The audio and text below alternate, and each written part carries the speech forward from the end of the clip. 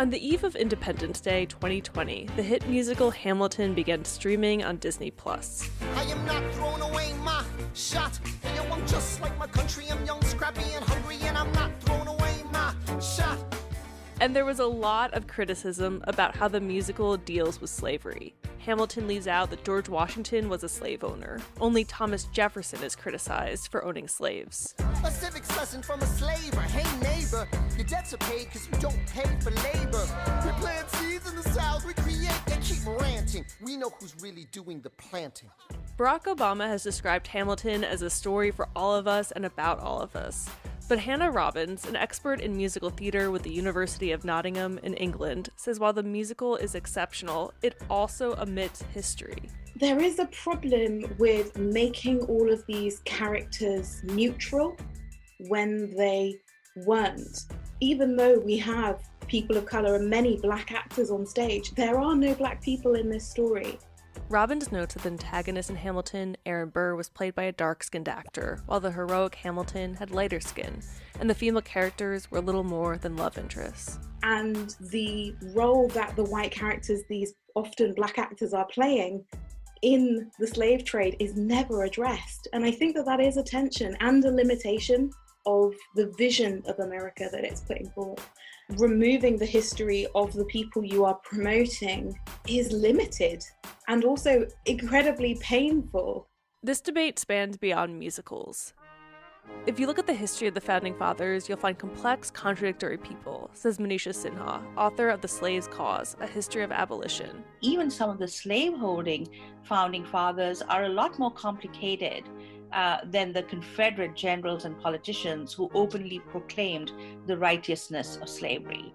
Thomas Jefferson writes in the Declaration of Independence that all men are created equal, but he also enslaved roughly 600 people, including Sally Hemings, who birthed 6 of his children. The more you get to know of Jefferson, the person, the more unlikable he seems to me as a person. As somebody who wanted to put up this public face of anti-slavery and moral virtue, but who never really did anything to free his slaves. Because of this, activists have pushed to remove his statue, along with the statues of other slave owners, like George Washington and Ulysses S. Grant.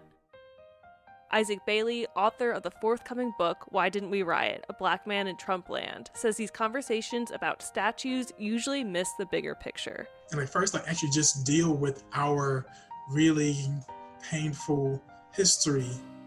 Bailey says we don't need to cancel George Washington. We just need to understand who he was. We have not declared in one really, really unified voice that slavery is an unequivocal evil in the same way that we view the Holocaust, for instance. Bailey knows about grappling with complicated public figures. In 1995, he attended the Million Man March, a call for unity among African American men. He says he needed that day like he needed oxygen. As of 10 o'clock this morning, we reached 1 million black men. That march was organized by Louis Farrakhan, the head of the Nation of Islam, and a man known for blatant anti-Semitism. That event was so powerful and so beautiful that I actually think of it anytime that I actually get down. And yet I actually struggle with that tension. Most people would not tolerate a statue dedicated to Farrakhan, Bailey says, because of his anti-Semitism. But slavery is not treated in history books with the same disdain. He says telling accurate, truthful history about America's so-called heroes is necessary. Our willingness in order to really, really grapple with all of this anew is much more important to me than which statue stays or goes.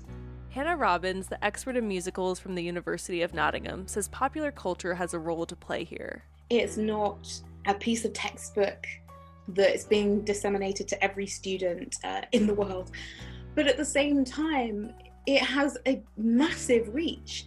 And outside of America, there is a lot less familiarity with the history of the period. Who lives, who dies, who tells your story? Every other Founding Father story gets told.